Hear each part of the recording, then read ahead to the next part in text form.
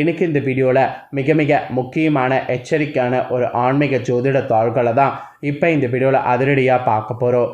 அதிரடியாக பார்க்குறதுக்கு முன்னாடி எதை பற்றிய தாள்கள், என்ன மாதிரியான தாள்களை பார்க்க போகிறோம் அப்படிங்கிறத இன்ட்ரோ மூலிமா ஷேர் பண்ணுறேன். எதை பற்றிய தாள்கள், என்ன மாதிரியான தாள்களை பார்க்க போகிறோங்கிறத ஃபஸ்ட்டு தெரிஞ்சுக்குங்க. தற்போது 2025 4வது மாதமான ஏப்ரல் மாதமானது நடந்துகிட்ருக்கு. ஏப்ரல் மாதத்தில் நிறைய முக்கியமான ஆன்மீக நாட்கள் வரும். அதில் ஒரு முக்கியமான ஆன்மீகமான நாட்கள் இப்போ வரப்போகுது. அது என்னென்னா, ஏப்ரல் 6ஆம் தேதி தான் அந்த முக்கியமான நாள். ஏப்ரல் 6ஆம் தேதி கரெக்டாக தமிழ் மாதத்தில் பங்குனியுடைய 23ஆம் நாள். கிழமை பார்த்திங்கன்னு வச்சுக்கோங்களேன், ஞாயிற்றுக்கிழமை. இந்த கிழமையில் இந்த நாள் தேதியில் என்ன சிறப்பு அப்படின்னு பார்த்திங்கன்னா, நவமியானது வருது. வரக்கூடிய இந்த பங்குனி மாத நவமியானது ஸ்ரீராமர் அவதரித்த அற்புதமான நாள். இந்த ராம நவமியுடைய சிறப்பை தான் இந்த வீடியோவில் பார்க்க போகிறோம். ராம நவமியுடைய சிறப்பு மட்டும் இல்லாமல் கிரகங்களால் ஏற்படக்கூடிய சில மாற்றங்கள் தாக்கத்தினால ஒவ்வொரு ராசிக்காரங்களுக்கும் ராம நவமியில் தலையெழுத்து மாறப்போகுது. அப்படி தலையெழுத்து மாறுவது அவங்க ராசிக்காரங்க தெரிஞ்சு பலனடையணுங்கிறதுனால ஒவ்வொரு ராசிக்கும் ராம நவமிக்கு பிறகு என்ன நடக்கும் அப்படிங்கிற பலன்களை ஷேர் பண்ண ஆரம்பிச்சிருக்கேன். அதில் இன்றைக்கி இந்த வீடியோவில் ரிஷப ராசிக்காரங்களுக்கு ஷேர் பண்ண போகிறேன். ஸோ ரிஷப ராசியில் பிறந்த நேயர்கள் அத்தனை பேரும் வீடியோவை ஸ்கிப் பண்ணாமல் பாருங்கள். உங்களுக்கு இந்த ராம நவமியிலிருந்து என்ன மாதிரி தலையெழுத்து மாறப்போகுது அப்படிங்கிறத தெரிஞ்சுக்குங்க. இந்த ராம நவமி உங்களுக்கு அதிர்ஷ்டத்தை கொடுக்குமா, ஆபத்தை கொடுக்குமா அப்படிங்கிறத நான் உங்களுக்கு இந்த வீடியோவில் ஷேர் பண்ணுறேன். ஸோ ராம நவமியுடைய சிறப்பை இந்த வீடியோவில் தெரிஞ்சுக்குங்க. ராம நவமியுடைய சிறப்பு பலனை நீங்கள் தெரிஞ்சுக்கிறதுக்கு முன்னாடி இன்ப வாழ்வு தரக்கூடிய ராம நவமியுடைய அவதார நிகழ்வை உங்களுக்கு ஷேர் பண்ணுறேன். இந்த நாளில் செய்ய வேண்டிய வழிபாடும் உங்களுக்கு ஷேர் பண்ணுறேன். முதல்ல இன்ப வாழ்வு தரக்கூடிய ராம நவமியுடைய சிறப்பை இந்த வீடியோவில் தெரிஞ்சுக்குங்க. பங்குனி மாதம் நவமி திதியில் கோசோலை ஒரு ஆண்மகனை பெற்றெடுத்தாள். அந்த குழந்தையே உலகை அறத்தால் ஆள வந்த ராமபிரான். அவருடைய நாள் தான் நாளை நாள். திருமாலுடைய அவதாரங்களில் சிறப்பு மிக்கதாகவும் அறம் நிறைந்ததாகவும் உள்ளது ராமாவதாரம்.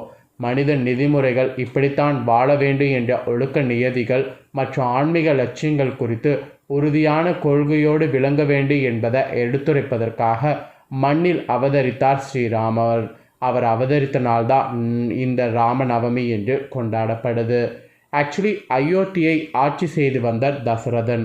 அந்த சக்கரவர்த்தி அவருக்கு பார்த்திங்கன்னு வச்சுக்கோங்களேன், கோசலை, சுமித்ரை, கையேயி என 3 மனைவிகள். உலகமெங்கும் வெற்றி கொடி நாட்டிய தசரனுக்கு நாட்டை ஆள ஒரு வாரிசு இல்லாதது பெரும் கவலையை தந்தது. இது குறித்து தனது குலகுருவான வசிஷ்டரிடம் கூறினார். வசிஷ்டருடைய ஆலோசனைப்படி புத்திர பாக்கியத்திற்கான யாகத்தை நடத்தினர். அந்த யாகத்தில் தோன்றிய யாற்றன் பிரசாதம் நிறைந்த ஒரு கிண்ணத்தை தசரரிடம் கொடுத்தான். அதனை தனது 3 மனைவிகளுக்கும் கொடுத்தார் தசரதன். அதன் பயனாக அவர்கள் 3வரும் கர்ப்பம் தரித்தனர்.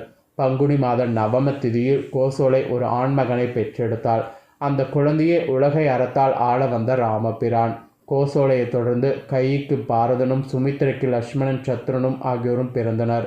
வளர்ந்த காலத்திலேயே ராமன் பல அற்புதங்களை நிகழ்த்தினார். விஸ்வாமித்தரோடு காட்டிற்கு சென்று தாடகை என்ற அரக்கியை வதம் செய்தார். பின்னர் மிதுளை நகரில் ஜனகரின் அரண்மனைக்கு சென்று பரமேஸ்வரருடைய வில்லை உடைத்தார். அப்புறம் கையேயின் வரத்தால் காட்டிற்கு செல்ல வேண்டிய நிலை ராமனுக்கு ஏற்பட்டது. அவரோடு சீதையும் லக்ஷ்மணனும் சென்றனர். காட்டில் சென்றபோது அவருடைய பாதம் பட்டு பல ஆண்டுகளாக கல்லாக கிடந்த அகிலிகை பொன்னாக உருமாறியது. இதற்கிடையில் சீதையை ராவணன் கவர்ந்து சென்றான். அவனை தேடுவதற்காக சுக்ரீவன், அனுமன் ஆகியோருடைய உதவியை நாடினார். கடலின் நடுவில் பாலம் அமைத்து இலங்கை சென்று ராவனோடு போரிட்டு அவனை அழித்தார். சீதையும் மீட்டார். பின்னர் 14 ஆண்டுகள் வனவாசம் முடிந்து அயோத்தி திரும்பி அரச பட்டத்தை ஏற்றார். ராமன காட்டிலோ ராம நாமமே உயர்ந்தது என்பார்கள் ஆன்மீக பெரியோர்கள். ராம நாமத்தை உச்சரித்தால் ராமனுடைய ஆசியோடு அவருடைய பக்தனான அனுமனுடைய ஆசையும் பெறலாம். ஸோ ராமநவமி நாளில் ராமபிரானை வழிபட்டால் நன்மைகள் பலவும் வந்து சேரும் என்பதை புரிந்துக்குங்க. ஸோ இவ்வளோ நேரம் ராமநவமியுடைய அவதார சிறப்பை சொன்னேன். இப்போ இந்த நாளில் உங்கள் ராசிக்காரங்க விரதம் இருக்கக்கூடிய முறையை சொல்கிறேன். எப்படி விரதம் இருக்கணுங்கிறத தெரிஞ்சுக்குங்க. ராமநவமி அன்று அதிகாலையில் குளித்து வீட்டை தூய்மைப்படுத்துங்க. அப்புறம் பூஜை அறையில் ராமர் படமோ பெருமாள் படமோ இருந்தால் அந்த படத்தை வைத்து அதற்கு குங்கும சந்தனம் இட்டு துளசி மாலை அணிவிங்க. பின் பழம் வெத்தலை பூ வைத்து ஸ்ரீராமநாமத்தை சொல்லி அர்ச்சனை செய்யுங்க.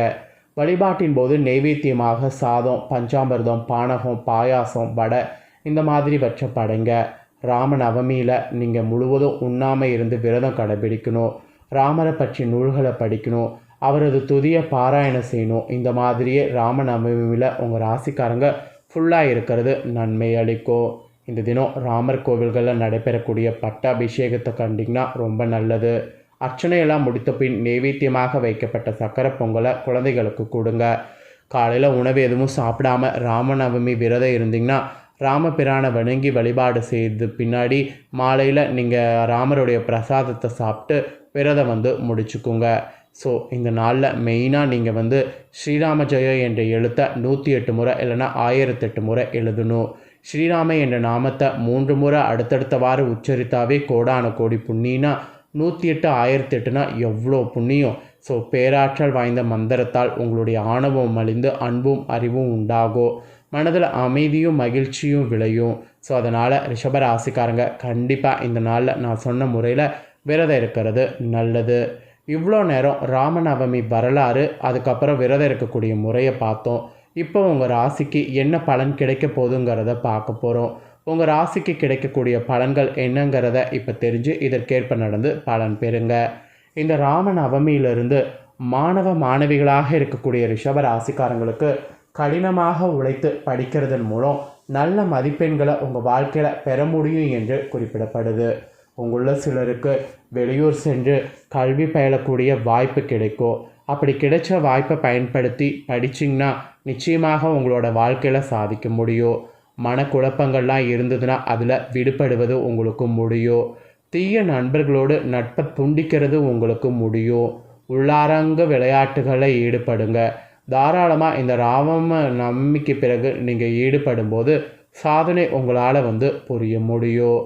அதுக்கப்புறம் ரிஷபராசிக்காரங்க பெண்மணிகளாக இருக்கிறவங்க நன்கு யோசித்த பிறகு பிறருடைய வார்த்தைகளை இந்த ராம நவமியில் நம்பணும். டக்குன்னு யாரையும் நம்பி எதையும் கொடுக்கக்கூடாது. கணவரிடமும் குடும்பத்தினரிடமும் விட்டு கொடுத்து நடந்து கொள்ளணும்.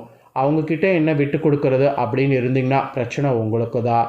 இல்லத்தில் திருமணம் போன்ற சுப நிகழ்ச்சிகள் நடத்துகிறதா இருந்தால் தாராளமாக நடத்தலாம்.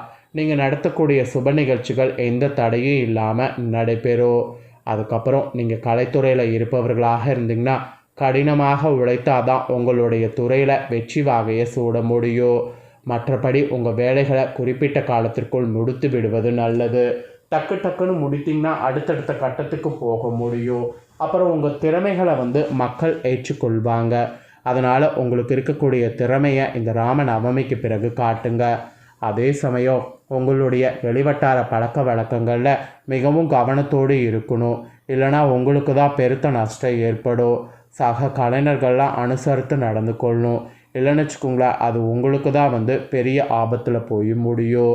அதுக்கப்புறம் அரசியல் துறையில் இருக்கிறவங்களாக இருந்தீங்கன்னா உங்களுடைய அரசியல் வாழ்க்கை பொறுத்த வரைக்கும் இந்த ராம நவமிக்கு பிறகு தொண்டர்களுடைய ஆதரவு இருக்குது. செயற்கரிய செயல்களை செய்கிறது நல்லது. எதிரிகளால் கஷ்டங்கள் உண்டாகாது. இருந்தாலும் அவர்கள் மீது ஒரு கண் வைத்திருக்கிறது நல்லது. கட்சி தலைமையிடம் நல்ல பெயரை காப்பாற்றி கொள்ள முடியும். சச்சரவுகளில் சம்மந்தப்பட்டு மாட்டிக்கொள்ள வேண்டாம். ஒரு முறை மாட்டிக்கிட்டிங்கன்னா திரும்ப வெளிவருவது கஷ்டம். அதனால் அரசியலில் இருக்கிறவங்க கவனமாக இருக்கணும். அப்புறம் உத்தியோகத்தில் இருக்கிறவங்களுக்கு கோரிக்கைகளை மேலதிகாரிகள் உடனுக்குடனே பரிசீலிப்பாங்க. அலுவலகத்தில் அனுகூலமான சூழலை காண்பீங்க. சக ஊழியர்களுடைய நட்பு பாராட்டுக்கு ஒரு மாதிரி இருக்கும். இடையூறுகளை ஒரு பொருட்டாக கருதக்கூடாது. பணவரவில் சிறு தடைகள் ஏற்பட்டாலும் உழைப்புக்கேற்ற ஊதியத்தை பெறுவதில் எந்த குறையும் ஏற்படாது. விரும்பிய இடமாற்றங்கள் பெறுவீங்க. உங்கள் வேலைத்திறன் பளிச்சிடும். ஆகும் மொத்தம் உங்களுக்கு உத்தியோகத்தில் இந்த மாதிரியான பலன் கிடைக்கும் என்பது குறிப்பிடப்பட்டிருக்கு. ஸோ உங்களோட ராசிக்கு இந்த ராம நவமிக்கு பிறகு என்ன நடக்கும், ராமநவமியுடைய சிறப்பு, ராமநவமியில் பண்ண வேண்டிய பரிகாரம் எல்லாமே உங்களுக்கு தெளிவாக ஷேர் பண்ணதை நீங்கள் தெரிஞ்சு பயனடைஞ்சிருப்பீங்கன்னு சொல்லி நம்புகிறேன். ஸோ பயனடைஞ்சது போல் உங்கள் ஃப்ரெண்ட்ஸ் ஃபேமிலியில் இருக்கிறவங்களும் இந்த வீடியோ பார்த்து பயனடையணும்னு நினச்சிங்கன்னா வீடியோவை உங்கள் ஃப்ரெண்ட்ஸ் ஃபேமிலிக்கு ஷேர் பண்ணுங்கள். உங்கள் ஃப்ரெண்ட்ஸ் ஃபேமிலியில் இருக்கிறவங்களும் பார்க்கட்டும். அவங்களும் ரிஷப ராசியாக இருந்ததுன்னா இந்த தாள்களை மொத்தமாக இந்த வீடியோவில் தெரிஞ்சு இதற்கேற்ப நடந்து பலனடையட்டும். நெக்ஸ்ட்டு நம்ம சேனலில் நிறைய முக்கியமான வீடியோ போடப்படும். அதை எல்லாத்தையுமே உடனுக்குடனே தெரிந்து கொள்ள மறக்காமல் நம்ம சேனலை சப்ஸ்கிரைப் பண்ணி பெல் பண்ண ப்ரெஸ் பண்ணுங்கள். ஃபஸ்ட் டைம் பார்க்குறவங்க அதை பண்ணிட்டீங்கன்னா சப்போர்ட் பண்ணிங்கன்னா இனி நான் போகிற மற்ற அப்டேட்டான வீடியோலாம் உடனுக்குடனே தெரிந்து கொள்ளலாம். ஸோ மறக்காமல் பண்ணுங்கள். சுவாரஸ்யமாக வேறொரு வீடியோவில் உங்களை சந்திக்கிறேன். தேங்க்யூ.